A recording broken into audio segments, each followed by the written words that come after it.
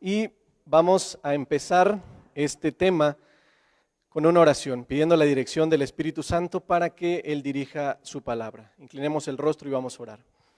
Amante Padre, que tu morada es en las alturas de los cielos, alabamos y glorificamos tu santo nombre en esta tarde, Señor. Te damos muchísimas gracias porque nos da la oportunidad, Señor, de estar aquí delante de ti para alabar y glorificar tu santo nombre, Señor.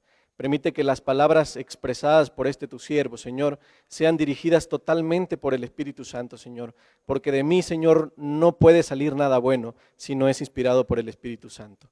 En tus manos me coloco, utilízame como tu instrumento, Señor, para llevar adelante tu palabra. En tus manos nos colocamos, bendices a los oidores también y que tu Espíritu Santo también esté con todos ellos. En tus santas manos nos colocamos y suplicamos todo esto en el nombre precioso de nuestro Salvador Jesucristo, para quien sea la honra y la gloria por los siglos eternos. Amén. Hermanos queridos, como hemos estudiado en ese trimestre muy hermoso, sobre el pacto que Dios quería establecer con el pueblo de Israel. Dios quería establecer un pacto que muchas veces entendemos que es de obediencia, pero como estudiamos en la lección de hoy, bueno, en el repaso, Dios lo que quería establecer era una relación más bien, un pacto de relación, y consecuencia de esa relación que el pueblo de Israel tendría con Dios, iba a venir la obediencia. Pero el pueblo de Israel rechazó el plan de Dios, no quiso relacionarse con Dios, porque cuando ellos caminaron por el desierto, cada una de las circunstancias complicadas que ellos atravesaban no permitían que cumpliera el propósito que Dios tenía para ellos. El propósito de cada una de las situaciones complicadas era mostrarles lo pequeños que ellos eran, era hacerlos ver que necesitaban en este mundo de situaciones complicadas y adversas, necesitaban precisamente de la protección de un Dios poderoso. Pero el pueblo de Israel, en lugar de ver a Dios así como un Dios amante, cuidador y sentirse, ¿cómo decirlo?, inmerecedores de la gracia de Dios, lo que ellos hicieron fue contrario a eso, reclamarle a Dios cada vez que tenían oportunidad. Chantajeaban a Dios, le decían: ¿para qué nos sacaste de Egipto? Si tú nos sacaste de Egipto, entonces ahora tú tienes la responsabilidad de darnos todo. Tú nos sacaste para matarnos en el desierto, entonces tienes que cuidar de nosotros. Entonces empezaron a ver a Dios como un Dios que tenía obligación hacia ellos. No se permitieron ver que ellos de sí mismos no tenían nada bueno, que tenía que ser por gracia solamente, y que se tenían que sentir privilegiados, sí, pero no por algo que ellos tuvieran, sino porque Dios había elegido amarlos a ellos. Era un pacto de amor en el cual Dios había prometido hacerlos su especial tesoro, pero ellos sintieron que Dios se lo debía. Cuando Dios dio sus leyes al pueblo en el Sinaí, Dios habló con potencia. El libro de Patriarcas y Profetas menciona que por encima del monte un fuego poderoso se posó sobre este monte. Dice que el monte tembló todo a su alrededor, incluso tuvieron que cercar el monte para que nadie se acercara, inclusive ni los animales, porque la presencia de Dios podía consumirlos. Pero inclusive este acto también tenía el propósito de demostrarle al pueblo de Israel su incapacidad también, que ellos eran seres pequeños y finitos.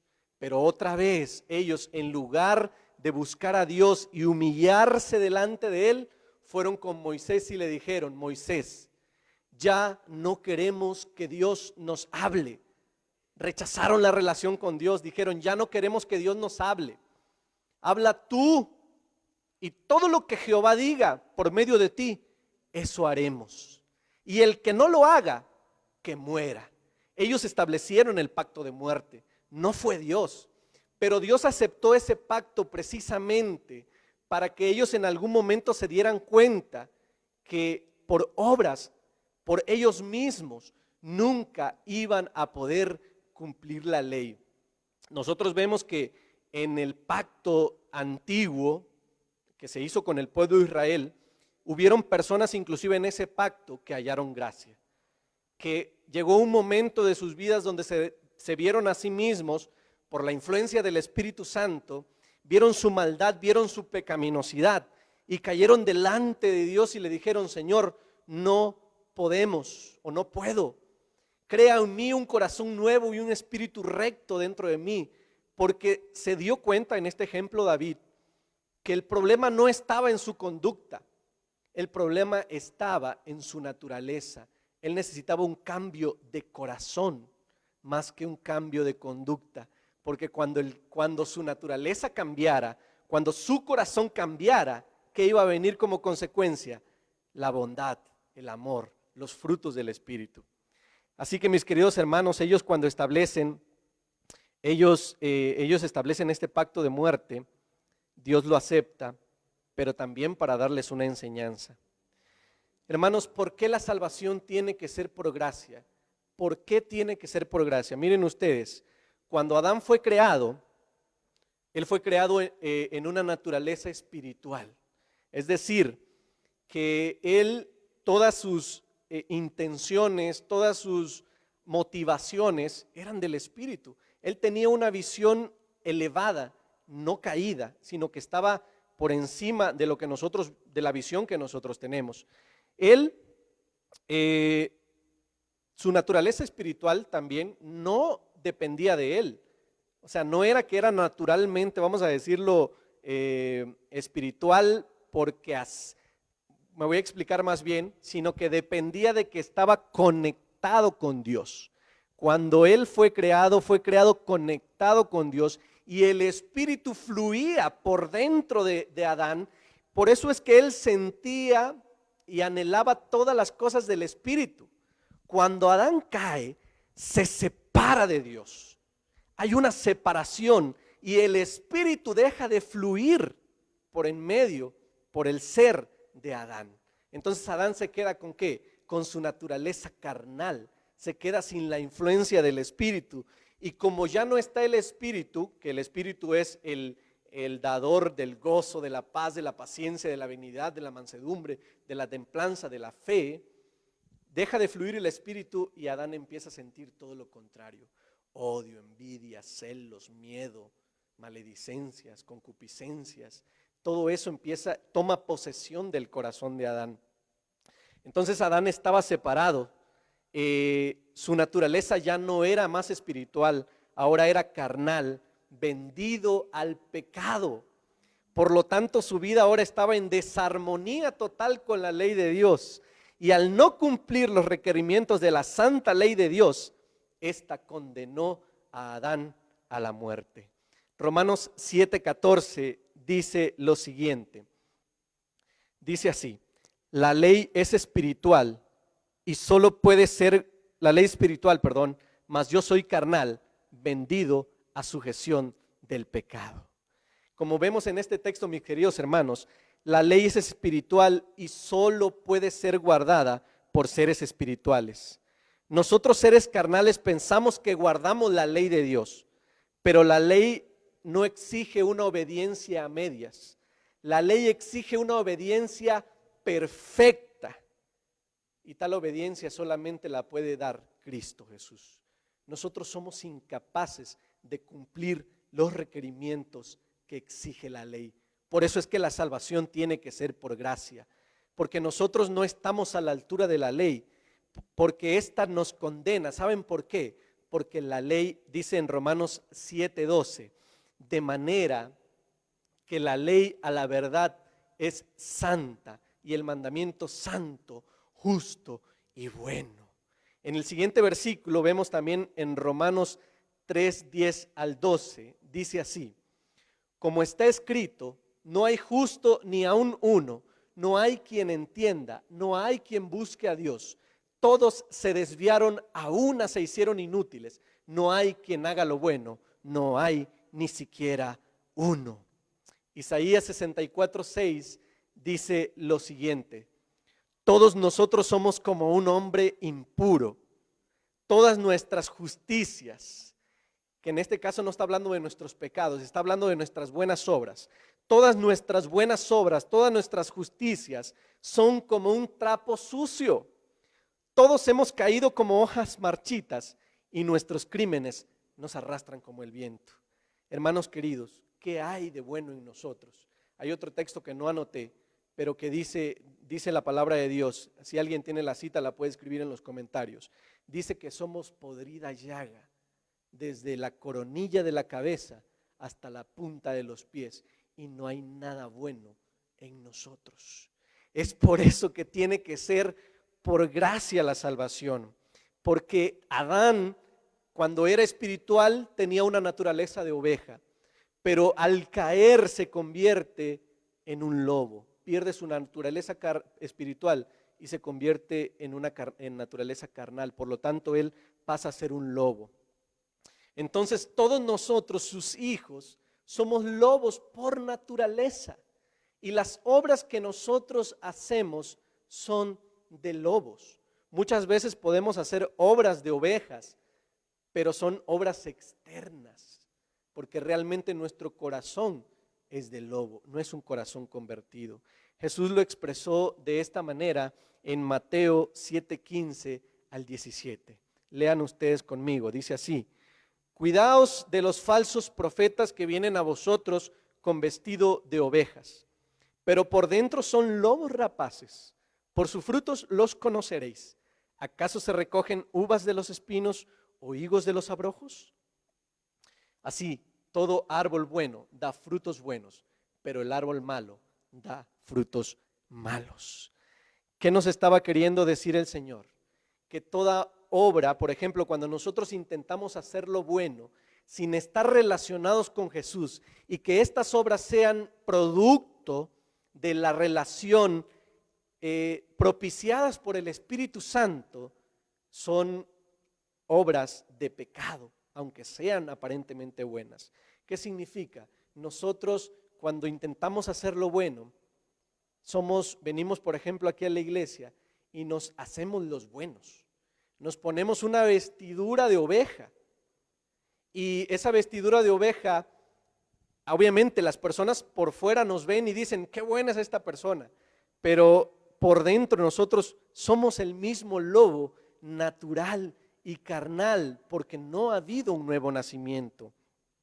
En Mateos 23, 25 al 28, Jesús dice lo siguiente, para seguir ejemplificando este tema: hay de ustedes, maestros de la ley y fariseos hipócritas, limpian el exterior del vaso y del plato, pero por dentro están llenos de robo y de desenfreno.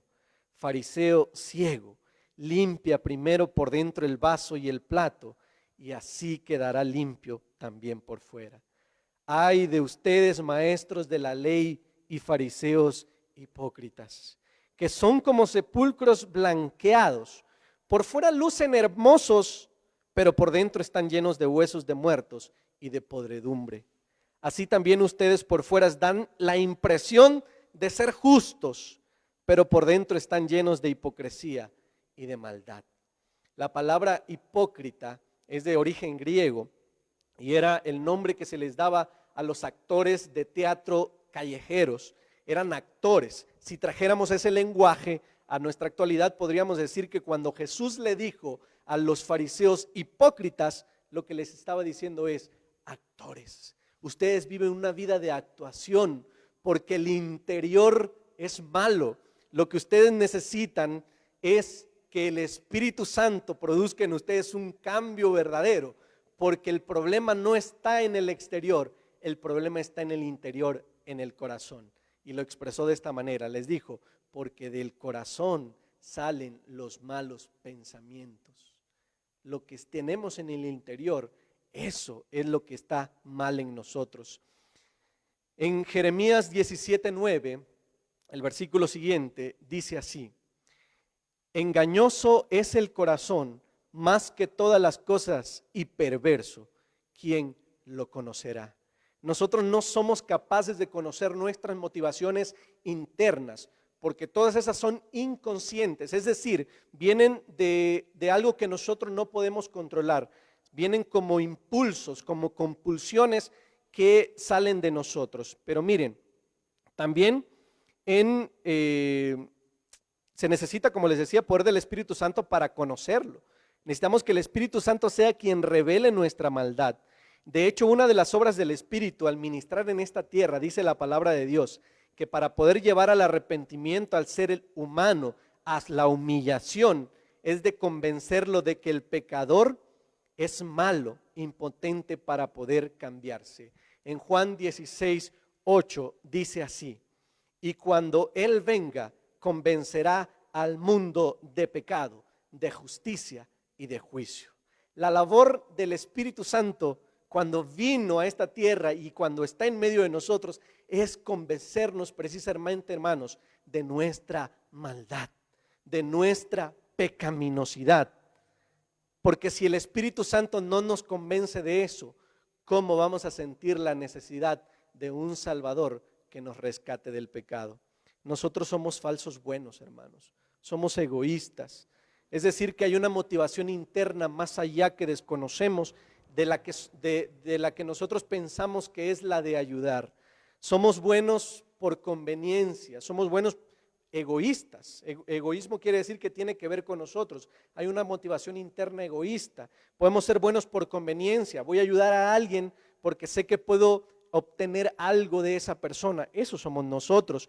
Podemos ser personas, poder ser buenos para esperar que esa persona me devuelva algo a cambio. Muchas veces nosotros ayudamos a alguien y les decimos, es hoy por ti, mañana por mí. O sea, te estoy dando, pero en el futuro, cuando yo necesito que tú también me des. Eso somos nosotros.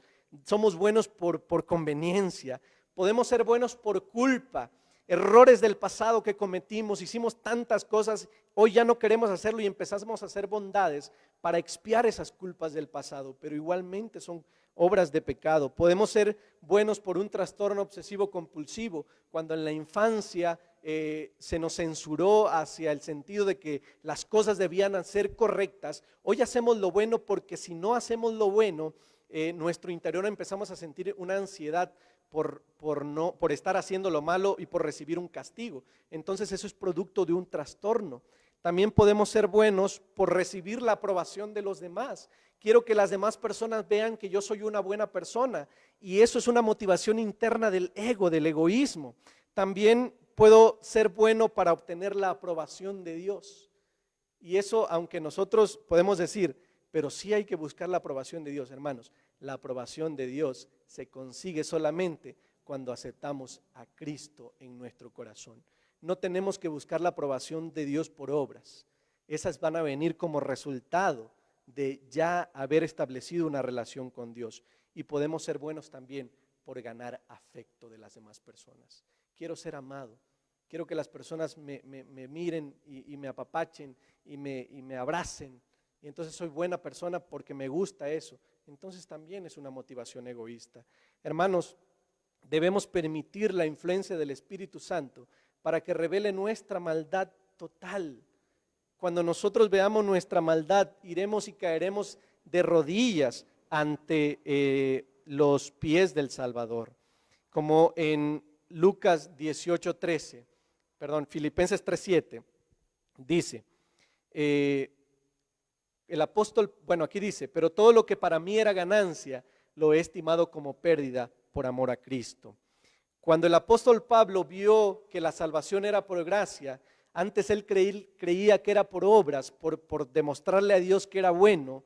Él, cuando ve la gracia, se da cuenta que todo eso no tenía valor. Y él era, dice, fariseo de fariseos, circuncidado al 8º día, y tantas cosas que él podía gloriarse y decir que tenía un acceso por nacionalidad a la salvación.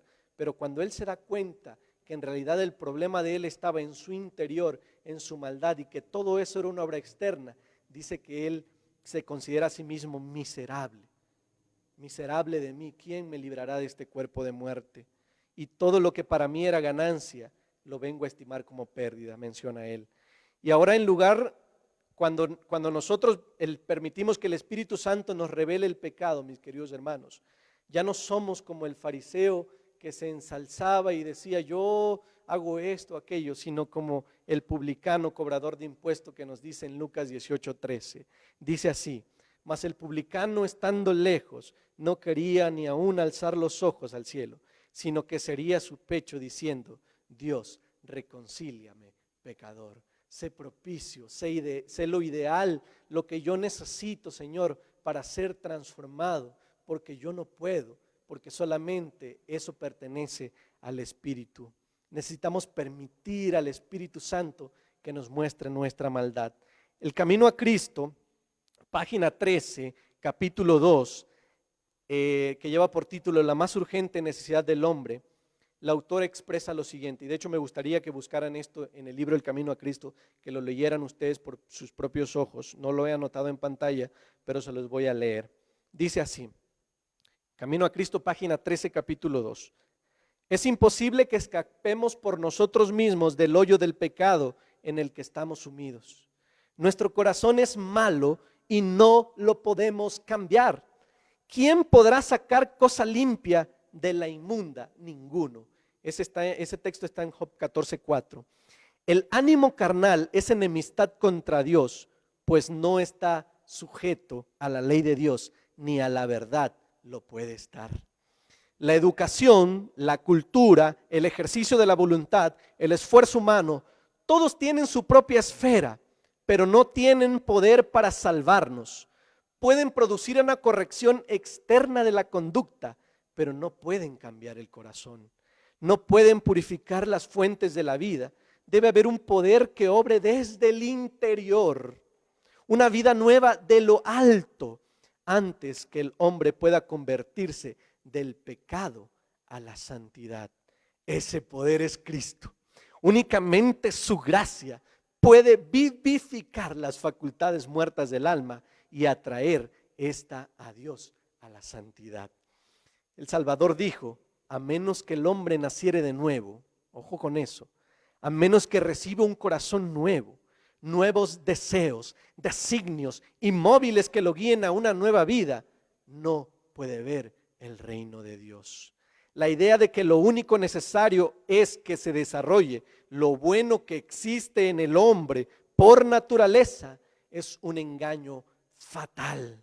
El hombre natural, el hombre carnal, no recibe las cosas del Espíritu de Dios porque le son insensatez, ni las puede conocer, por cuanto se disciernen espiritualmente. No te maravilles de que te dije, os es necesario nacer de nuevo. De Cristo está escrito: en él estaba la vida, y la vida era la luz de los hombres. El único nombre debajo del cielo dado a los hombres, en el cual podemos ser salvos. Es por eso, mis queridos amigos, hermanos, que nos ven allá en casita, que la salvación es por gracia, porque en nosotros no hay nada bueno. Toda obra que nosotros podamos hacer es trapo de inmundicia. Se necesita un cambio, una conversión, un nuevo nacimiento, producido precisamente por el Espíritu Santo. Se necesita que el corazón sea cambiado y transformado. Y es por eso que nosotros necesitamos venir al Señor con corazón humilde. Pero esa humildad también nos la da el Espíritu Santo. Venir a Él, delante de Él y decirle: Señor, muéstrame mi maldad, revélame mi pecado, que la luz del Espíritu Santo atraviese mi vida y me pueda hacer ver como vaso que aparentemente está limpio, pero cuando es expuesto ante la luz, pueda ver toda la suciedad que hay dentro de mí.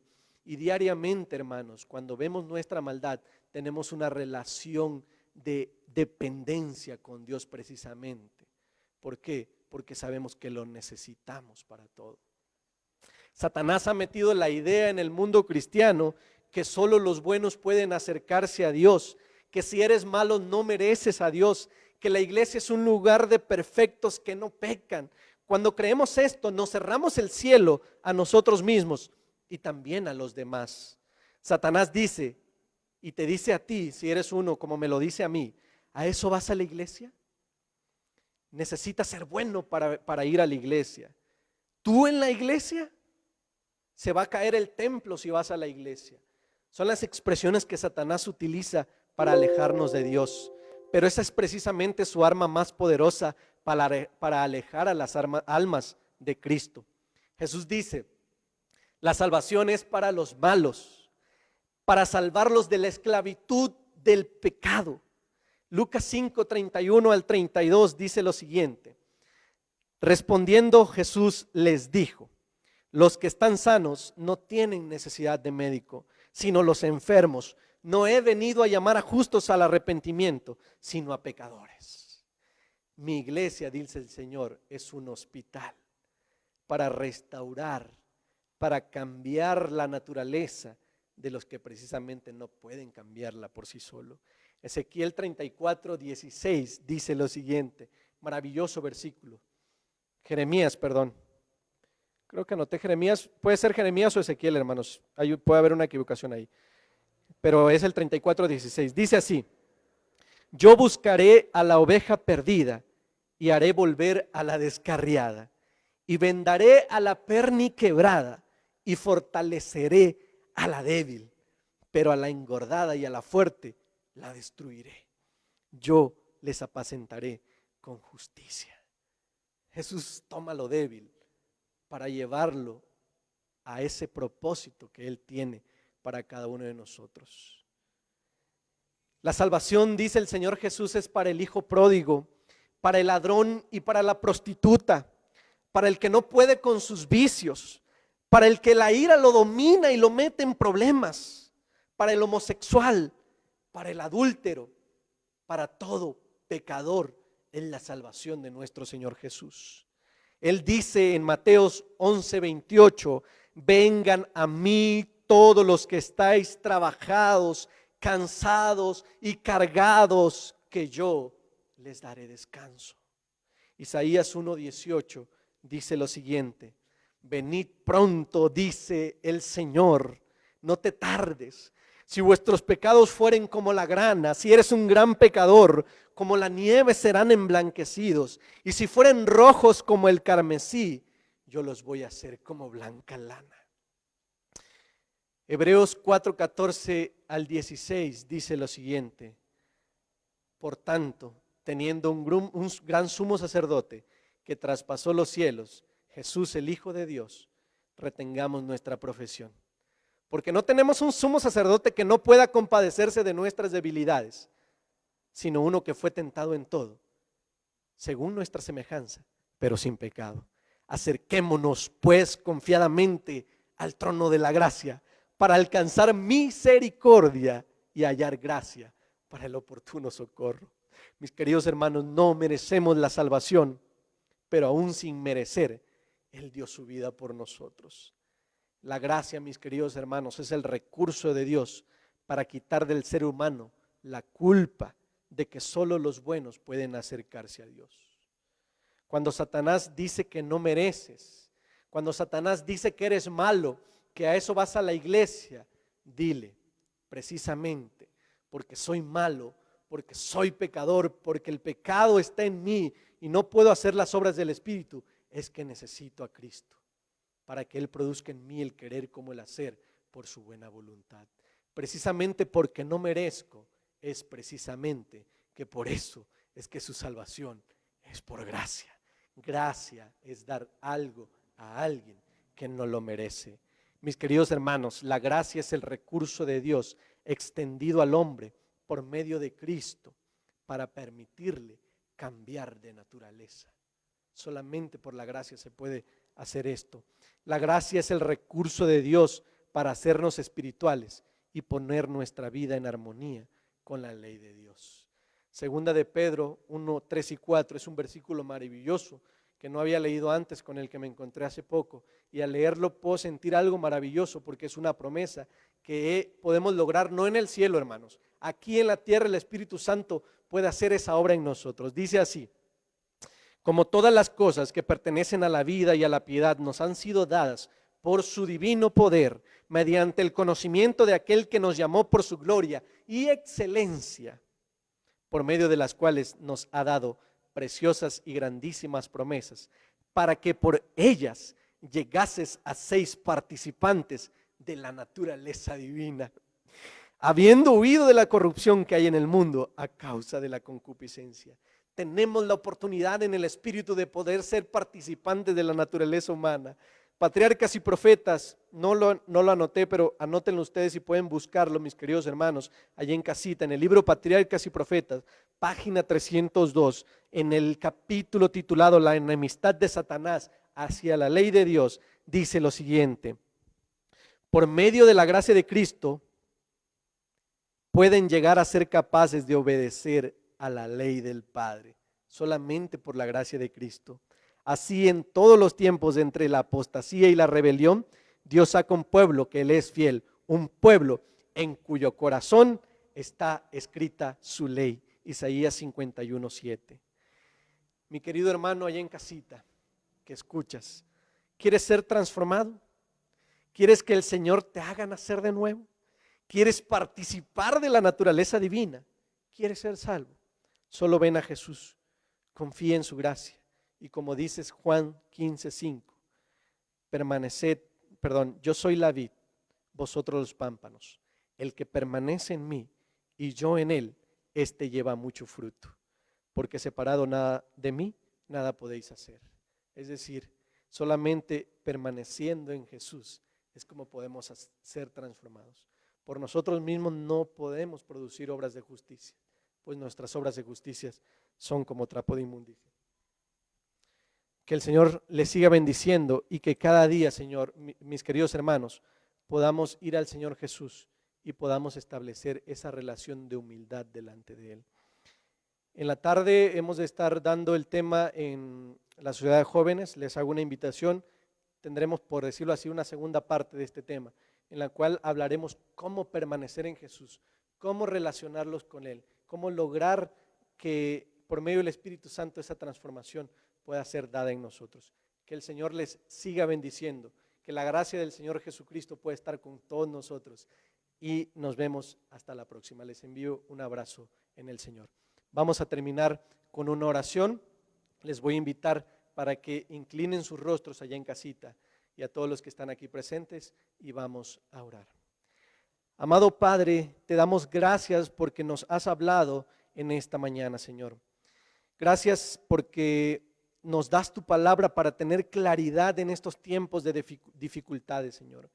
Tú quieres que tu Espíritu Santo, Señor, tome posesión de nuestras vidas, Señor, para transformarnos en seres espirituales, para que podamos convertirnos, Señor, por medio de tu Espíritu, en poder ser nacidos de nuevo y así participar de esa nueva naturaleza. Gracias, Señor, por ese privilegio que nos has dado y que nos compartes. Permite que todos los que han escuchado este tema, Señor, pueda florecer, pueda aumentar cada día y podamos ir a ti con corazón humilde para reconocer que en nosotros no hay nada bueno, pero que la salvación es por gracia. Gracias por tu salvación, gracias por tu bendición. En el nombre de Cristo Jesús suplicamos todas estas cosas y agradecemos. Amén.